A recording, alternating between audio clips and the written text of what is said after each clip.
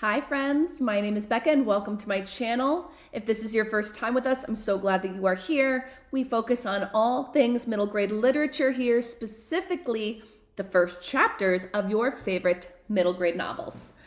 Today we are going to be reading the sequel to the original Merci Suárez Changes Gears. We are going to be reading Merci Suárez Can't Dance by Meg Medina. So if you read the first Merci Suárez book, you will definitely want to get your hands on this one as well. I'm going to start by reading the front and side cover so we can get a little bit of an idea what this book is going to be about.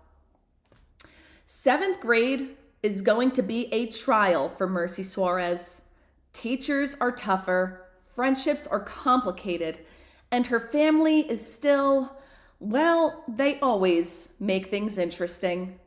Merci also has to manage the school store with a boy, and the fact that he's kind of nice makes it even more confusing.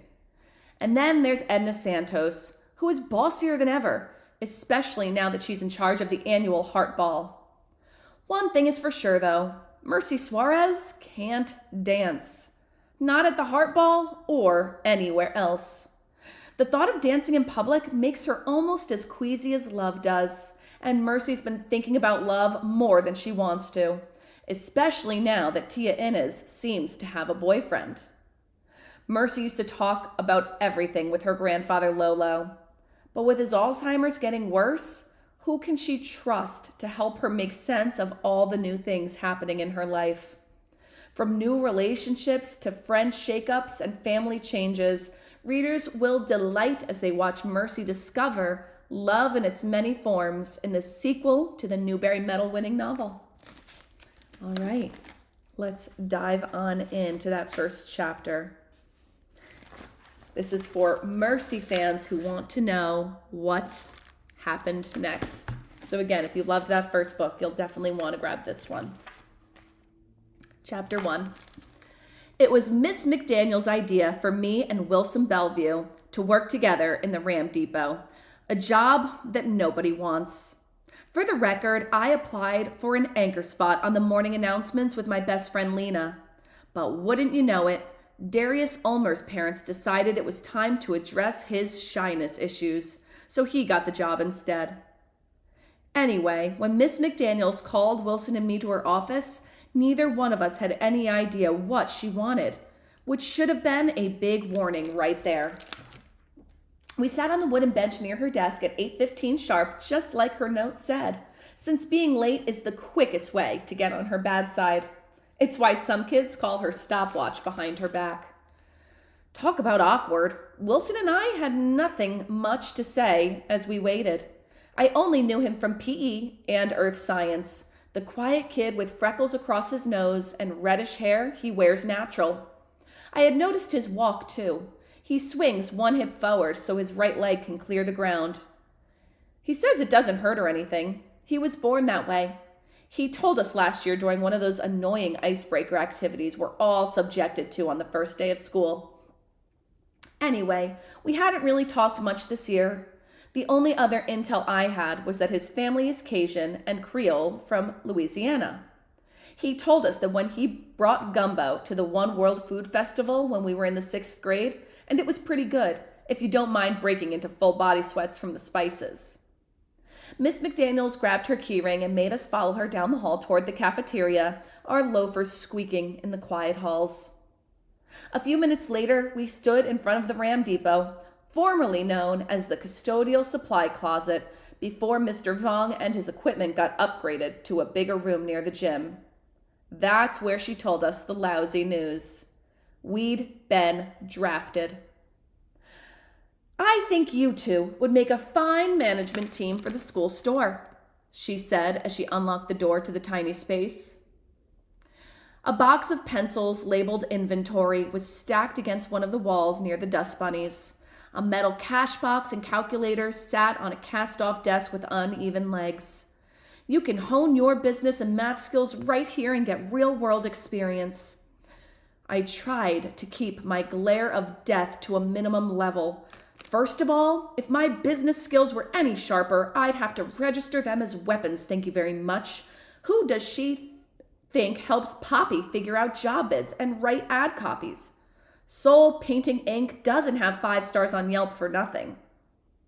As for Wilson, he was already a math whiz. I hear he computes circles around the other kids in the algebra class he takes with 9th graders. But the bigger thing is how unfair this all was. Lena had morning announcements. Hannah was assigned to be the supply aide in the cool makerspace that's new this year. Me? I was facing a dungeon where fun goes to die, and with a boy as my only company, no less. Wilson seemed just as appalled. "Isn't there anything else?" he asked. "Maybe the Earth Club? I wouldn't mind rinsing out recyclables." I sneaked a glance at him, secretly agreeing. Even washing out juice boxes and plastic snackable trays seemed better. What was there to do at the Ram Depot except sell pens and pencils to kids who forgot theirs at home? She pursed her lips. "I'm afraid not. Dr. Newman is very interested in improving the school store this year, and I need especially strong student helpers for the task." She was buttering us up like biscuits. The question was, why? Then she handed over a brochure from the Poxel School in North Palm Beach. The Pox, as we call them around here, is our arch rival in everything from soccer to landscaping. You want to drive a stake through our headmaster's heart? Tell Dr. Newman that the Poxel School is better than Seaward Pines at anything. The brochure showed photos of their recently finished building project. Smack in the middle was a picture of their new school store, looking like it belonged in the Gardens Mall. Clothes, electronics, coffee bar, beanbag chairs, you name it. There was even a web link for online orders. I gave her a grim look. "You'd need miracle workers, miss, not us." Wilson nodded, backing me up. "She's right, Miss McDaniels." I could practically feel the air around us grow colder as she narrowed her eyes, digging in. "Perhaps I can persuade you another way. I have been authorized to offer you a significant perk if you both agree to take the job," she said. "Perk?" Wilson said. "Let me guess," I said, my soul already on life support. "Free pencils for life?" Wilson started to chuckle, but her sharp look turned my jokes into ash. Being churlish, as she said, is at the top of her list of no-nos, especially for 7th graders. "Not that pencils aren't useful," I mumbled. "Better than pencils." She lowered her voice, her eyes steady on ours. "What would you say to eating free dessert from the cafeteria every day? Miss Malta's key lime pie, in fact." My mouth watered. Graham cracker crust, tart filling, and whipped cream. That's my lunchroom kryptonite, and she knew it. From the look on Wilson's face, it was his, too. Maybe we could be business partners after all. "Free? I always bring a bag to lunch thanks to Mommy. No sugary treats are ever part of it." She nodded slowly to let it sink in. Every single day. Wilson and I exchanged looks. "It's settled then," Miss McDaniel said, victorious. "Sometimes you have bad options, but you still have to pick. Like, do you eat the yuca and the quimbombo at Lola and Abuela's house for dinner? You just make the best of it." So that's what I did. "I'm in," I said. If I was going to die of boredom with a kid I barely knew, at least there would be pie. And Wilson, shrugging, said he was in too. All right, that's the first chapter of Merci Suárez Can't Dance. And I think those are our 2 main characters right there on the front. All right, if you enjoyed this first chapter Friday Read Aloud, please consider liking and subscribing so that you can be notified every time we have a new first chapter Read Aloud available.